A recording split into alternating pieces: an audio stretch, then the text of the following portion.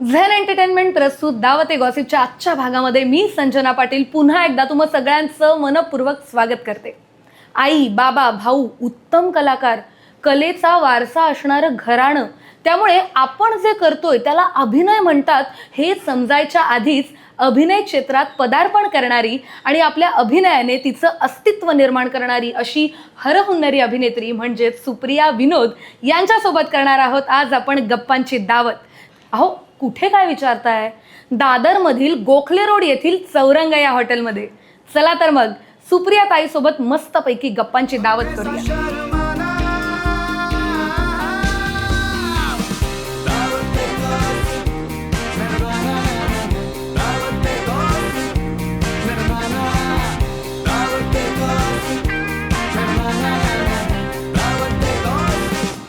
सुप्रियाताई, मराठीत तर तू काम केलंच आहेस, पण त्याचबरोबर गुजराती आणि तेलुगू भाषेतही काम केलंयस. मग कोणत्या कोणत्या क्षेत्रात तू काम केलंयस ते आम्हाला जाणून घ्यायला आवडेल. मी गुजराती नाटक केलं आहे, उर्दू मालिका केली आहे आणि तेलुगू फिल्म केली आहे.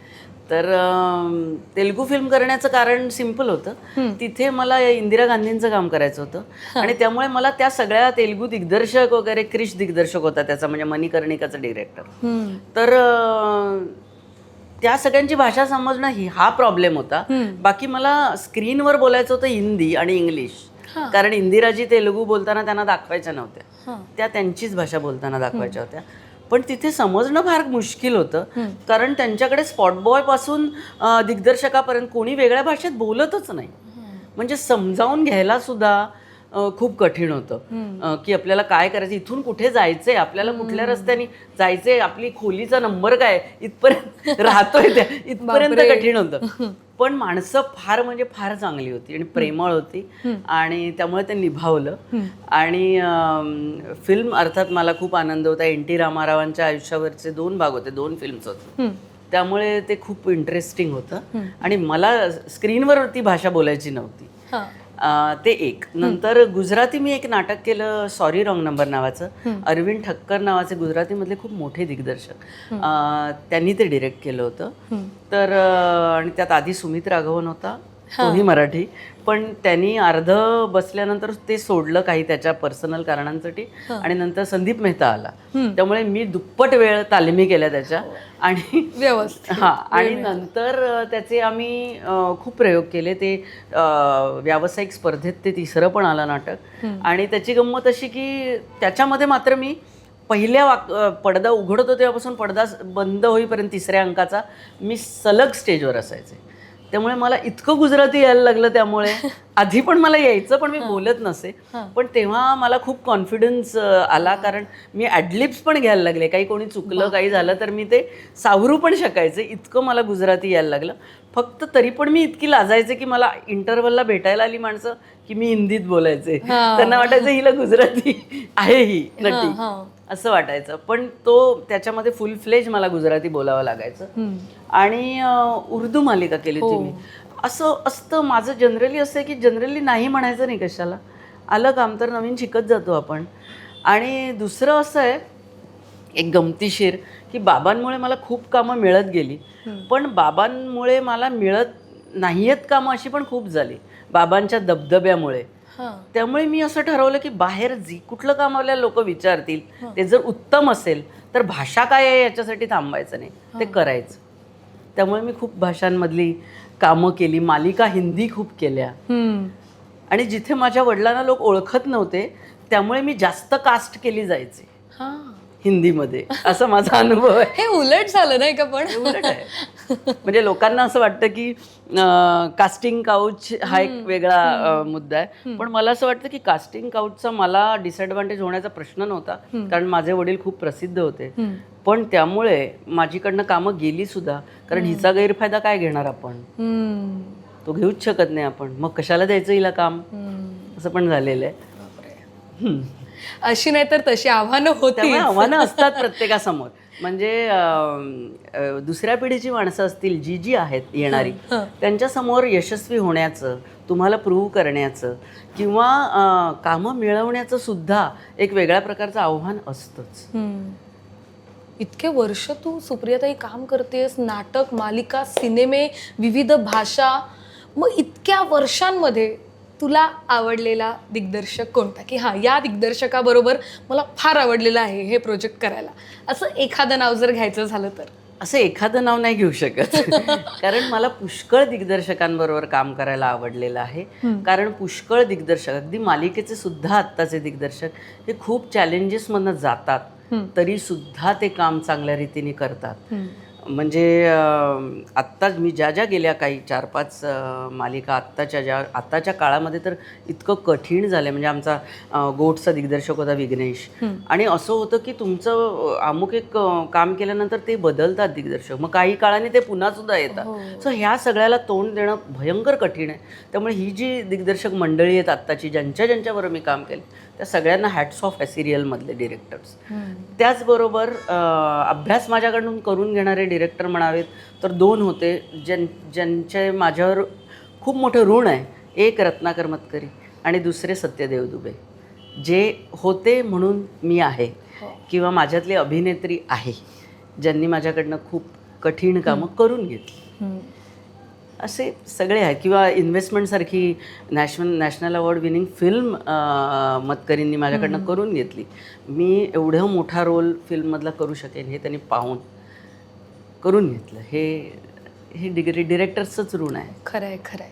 इतक्या भूमिका तू साकारल्यास, कधी विनोदी भूमिका साकारली आहेस का? साकारली आहे ना. एक तर मुलांच्या नाटकांमध्ये खूप विनोदी काम करावंच लागायचं. म्हणजे लहानपणापासून आधी विनोदी कामच करत आले, नंतर सिरियस कामांकडे वळले. तर ते होतं. त्याच्यानंतर सई परांजपेंचा सख्खे शेजारी, त्याचे मी 300 प्रयोग केलेले आहेत.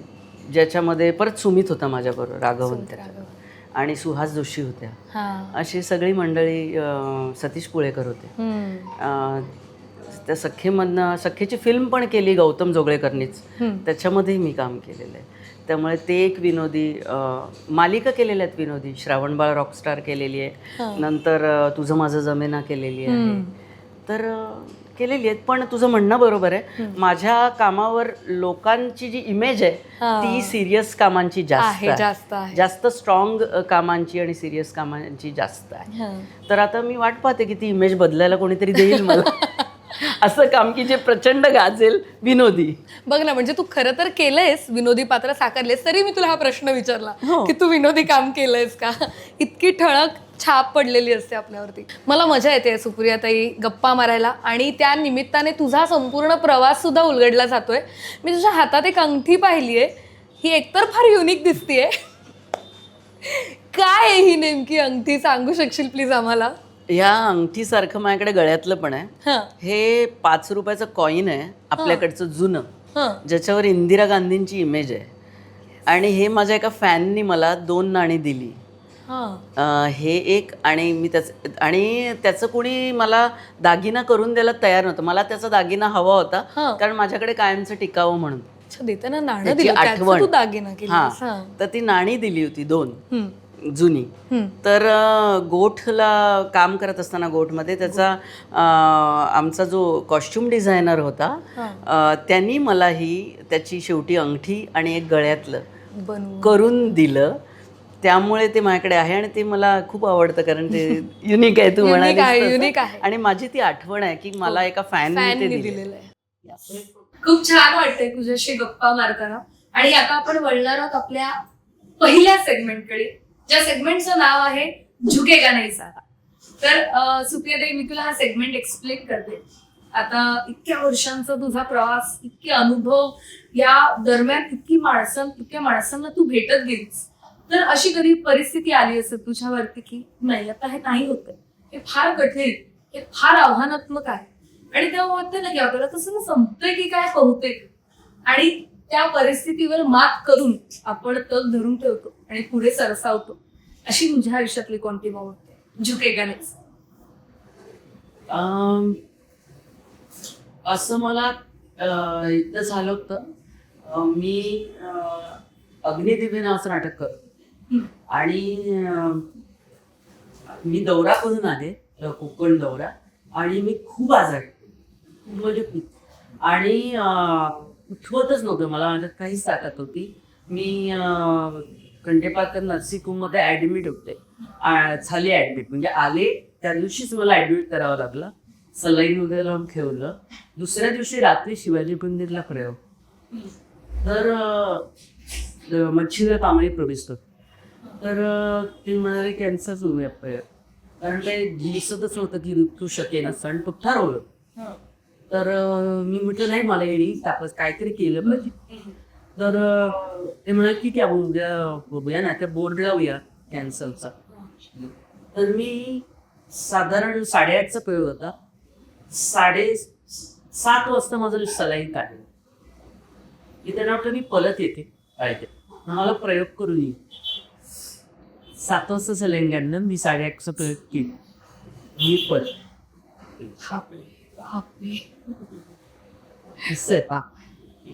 आणि तरच इच्छा हवी अशा सगळ्या शक्य. खरंच हा नाटकाच्या बाबतीतले असे सगळ्या आठवणी हे जे सगळे किस्से आहेत ना हे इतके खरे असतात की त्या वेळचं ते मोमेंट आणि आपल्याला आत्महत्येने ते वाटणं की मी करायचं ही गोष्ट करायची त्याच्यासाठी काय खूप छान आहे ही मोमेंट. आणि मला वाटतं आता आपण वळणार आहोत आपल्या पुढच्या सेगमेंटकडे ज्याचं नाव आहे सेलिब्रिटी डिश. सुप्रियाताई फार इंटरेस्टिंग आहे बरं का हा सेगमेंट. तू पाहतेस की समोर साबुदाणा खिचडी आहे, साबुदाण्याचे वडे आहेत, बस असं थालीपीठ आहे, वेगवेगळे पदार्थ वेगवेगळ्या चवी. तशीच आपल्या आयुष्यातली माणसं वेगवेगळ्या स्वभावांची असतात. तर ह्या सेगमेंट मध्ये तुला असं करायचंय की मी तुला तुझ्या जवळच्या माणसांची काही नावं सांगेन की कोणत्या पदार्थाशी किंवा कोणत्या चवीशी जाऊन जुळतात हे तुला सांगायचं. इंटरेस्टिंग. पहिलं नाव अर्थातच तुझ्या फार जवळचं रत्नाकर मक्कर.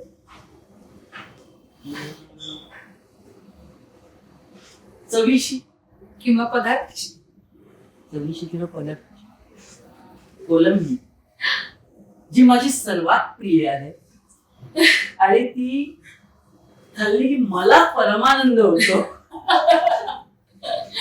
त्यामुळे आणि माझं बाबांचं त्यालाही ती भयंकर आवडायची. आणि आमचं असं असायचं की माझ्या पानात वाढले चेतच्या पानात वाढले की मी माझ्या पानातली एक कोलंबी कुठल्याही साईजची असो मोठ्यात मोठी असली तरी त्यांना वाटायचं. तर ती मी कोलंबीशिवाय राहू शकत नाही. तसंच मी त्यांच्याशिवाय राहणं कठीण. पुढचं नाव अर्णव विनोद. साखरबा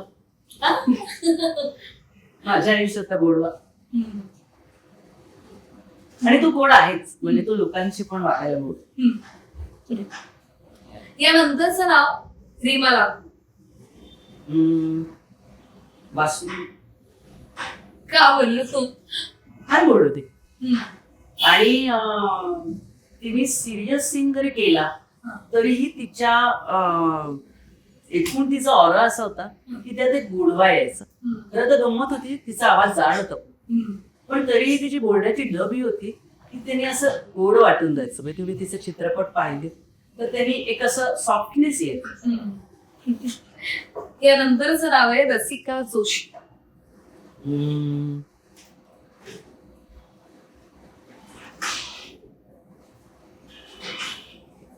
रसिका जोशी. रसिकाच्या 4-5 पदार्थ म्हणायला पाहिजे. म्हणजे चायनीज म्हणा इटालियन म्हणा सगळं रसिका हॅड एव्हरीथिंग. रसिका माणूस म्हणून वेगळी होती, अभिनेत्री म्हणून वेगळी होती. तिचा जगण्याचा फंडाच वेगळा होता. त्यामुळे तिला आपण कुठल्याही वेगळ्या पदार्थांची नावं देऊ शकतो कुठल्याही. आणि त्यात कुठल्याही एका पदार्थाचं every time she was different. Rajesh Deshpande. Pulao सगळं आवडतं. आवश्यकता नाही. त्यानंतर तुझ्या जिव्हाळ्याचं अतिशय जवळचं नाव अशोक पत्की. क्लासिक काहीतरी खावं त्याने तसे ते आहेत. आम्रखंड की ज्याच्यामध्ये आपलं पण आहे, वेगळं पण आहे, नवं पण आहे. ते त्यांच्या कामात आपण कायम बघत आहोत. आणि एक सातत्य श्रीखंडाचं जे आहे आपल्या आयुष्यात हे हवंच. अरे आपण खाऊ शकतो हो किती खरं. दिलीप प्रभावळकर. पोळी भात माझंच आहे. रोजला त्याच्याशी बोलावं लागतेच तो आयुष्यातला. काय कोणचं हवेच रोज. सत्यदेव दुबे. कोणी त्यांचा स्वभाव बघितलं तर तसेच होते की तडका आहे का? पूर्ण तडका, कशालाही तडका. आणि दुबेंचा टच असला की कुठलीही गोष्ट, म्हणजे आम्ही असं म्हणायचो की दुबेंनी पेपर जरी वाचायला सांगितलं तरी त्याच्यातनं ते नाटक तयार करू शकायचं. ऍक्च्युली मी इसाबचा गॉबल नावाचं शरद सावंतांचं नाटक केलं होतं आविष्कारसाठी. ते नाटक पूर्ण ऍबस्ट्रॅक्ट होतं, पण दुबेंनी असं बसवलं होतं की पूर्ण खिळवून ठेवायचं ते. जो त्यांचा जो तडका असायचा, त्यांचा जो टच असायचा ती तशी, त्यांनी सगळं सुंदर होऊन द्यायचं आणि सगळं करेक्ट वाटायचं. आता मी असं नाव घेईन ज्यांच्यामुळे इंदिरा उभी राहिली. विक्रम गायकवाड. विक्रम गायकवाड पुरणपोळी जी आपल्या मातीत रुजलेली आहे, करायला कठीण आहे, केली महाभयंकर कठीण आहे. मला येते करता. पण मला माहिती आहे त्यामुळे की किती मोठा प्रोसेस आहे. सो खूप लहानपणापासनं त्यांच्या वडिलांकडून शिकून ते आज ज्या पदाला पोचले ते. शेवटचं नाव रवी पटवर्धन. लहानपणाशी जास्त जोडलेलं आहे रवी काका. त्यामुळे आणि दिलीप काका सारखंच नेहमीच की कुठलीही आवडती भाजी म्हणा की माझ्या आयुष्याचा भाग असलेला माझा आवडता बटाट्याची भाजी. परफेक्ट. मजा आली या सेगमेंटला सुप्रियाताई. मस्त सेलिब्रिटी डिश आपला हा सेगमेंट कमाल झालेला आहे. तर आपण वळूया आपल्या पुढच्या सेगमेंटकडे, ज्या सेगमेंटचं नाव आहे की रायता फेल गया. बर. सेगमेंट असा आहे की मी तुला 2 ऑप्शन देणार, तुला एक निवडायचं आहे, परंतु तुला एकच निवडावं लागेल, काहीतरी एक. बर. हां, रेडी? नाटक की सिरियल? नाटक. वाचन की पेंटिंग? पेंटिंग. इंदिरा की घर तिघांचं हवं? इंदिरा. मला वाटतं हे फार फर्म आणि क्विक उत्तरं आली आहेत सुप्रियाताईकडून. अजिबात दुसरा विचार दिलाय की मी एकच द्यायला पाहिजे, नाही तर तुलाही माहितीये की हे सगळं दोन्ही मला आवडतं. के रायता फेल गया ह्या सेगमेंटचा शेवटचा प्रश्न तुला विचारीन. दिग्दर्शक म्हणून प्रतिभा मॅम की रत्नाकर मतकरी सर? रत्नाकर मतकरी. एक सेकंदही विचार केला. मग आई वडिलांमध्ये विचारलं असतंस तर एक वेळ आई आवडते की वडील तर माणूस विचार करेल. दिग्दर्शक बाबांनी आईपेक्षा खूप जास्त काम केलंय आणि मी त्यांच्याबरोबर खूप जास्त काम केलं. तर सेलिब्रिटी डिश या सेगमेंटचं शेवटचं नाव मुक्ता बर्वे. मुक्ता 20 वर्षाची होती तेव्हा आम्ही पहिल्यांदा एकत्र नाटक केलं. इथे ती पहिल्यांदा आली तेव्हापासून ती रसिका मी आम्ही त्या नाटकात होतो. ती विशेष आहे माझ्या आयुष्यात. मी दारू पित नाही, पण मुक्ता माझ्या आयुष्यातली दारू असं म्हणू शकतो आपण. कारण नशा आहे मुक्ता. क्या बात आहे. मुक्ता असली की जे मी ऐकते लोकांकडून की दारूचे जे परिणाम असतात की आपल्याला नशा येते, आपण मोकळे होतो, आपण मजेत असतो. मुक्ता माझ्यासाठी ती आहे. क्या बात आहे. तर आता आपण वळणार आहोत आपल्या शेवटच्या सेगमेंटकडे, ज्याचं नाव आहे सिप द ट्रूथ. बर. हां, तर मी तुला एक सिच्युएशन सांगणार आणि ती सिच्युएशन जर त्या प्रश्नाचं उत्तर हो असेल तर समोर छान पियुष ठेवलंय, त्याचा तू एक सिप घ्यायचा, आणि जर नसेल तर नाही घ्यायचा. म्हणजे बरोबर असेल ते. हां, तुझं उत्तर जर हो असेल तर पियुषचा एक सिप तू घेऊ शकतेस. चालू नाटकात स्वतःचे डायलॉग विसरलीयस का?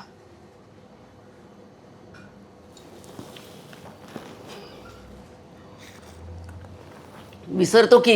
हो, विसरतो. किती वेळा विसरतो, म्हणजे काय खोटं बोलायचं का नाही म्हणून एवढी वर्ष करते गेली. मला असं कोणतं नाटक होतं काय विसरलीस म्हणजे? खूप नाटकात मी विसरते. फक्त एवढंच आहे की आता अनुभवाने मी सांभाळून घेते.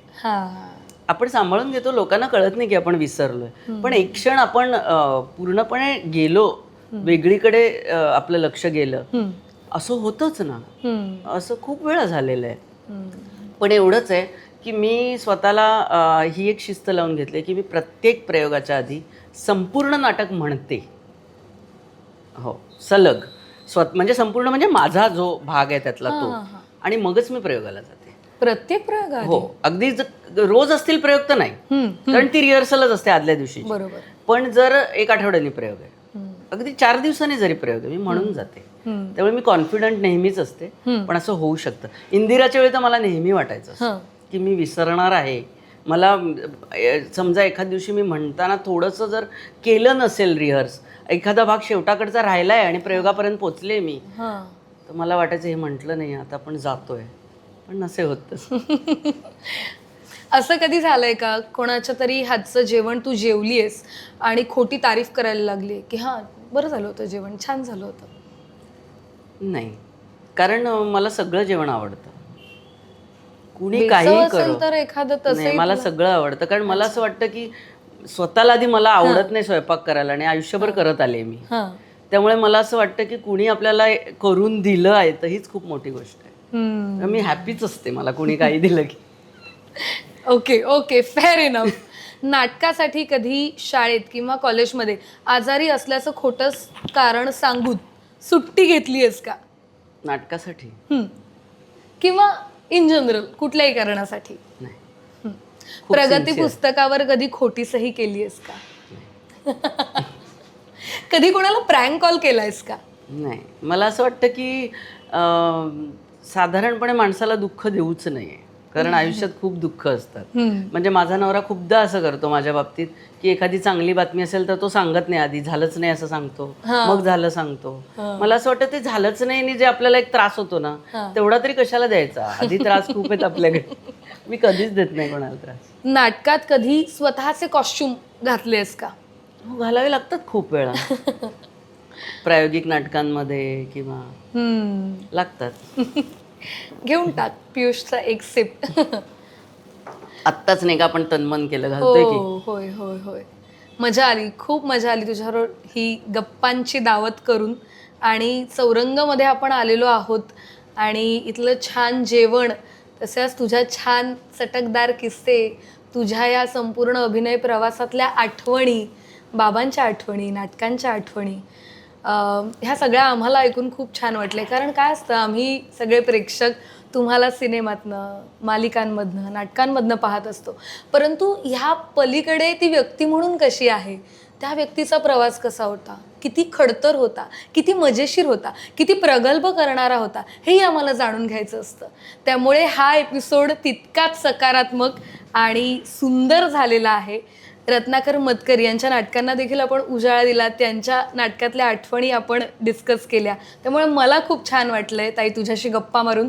तुला कसं वाटलं दावते गॉसिपच्या या एपिसोडमध्ये येऊन? मला खूप मज्जा आली. आणि हे तुमचे जे काही प्रश्न होते आधीचे सुद्धा, की जे मला अनपेक्षित होते, त्यांची उत्तरं देऊन मला जास्त मजा आली. तुमच्या गेम्सनी मला खूप मजा आली, कारण माणसाला पदार्थाशी किंवा चवीशी जोडणं हे मी आजपर्यंत केलं नव्हतं. Thanks to our research team. Amrita, मी तुला ऑन कॅमेरा नाही, पण सुप्रिया ते मला सांगायला आवडेल, प्रत्येक एपिसोड मला तर वाटतं 8वा 9वा आमचा एपिसोड आहे, परंतु इथे येणारा प्रत्येक गेस्ट आमच्या स्क्रिप्टचं कौतुक मात्र करत असतो. आणि तिकडे कॅमेऱ्याच्या मागे बसलेली आहे ती अमृता, जी खरं तर प्रत्येक स्क्रिप्टवरती खूप मनापासून काम करते. त्यामुळे येस, थँक्यू सो मच. आणि तुम्हाला जर हा एपिसोड आवडला असेल तर तुमच्या प्रतिक्रिया अर्थातच आम्हाला कमेंट्समधून कळवा.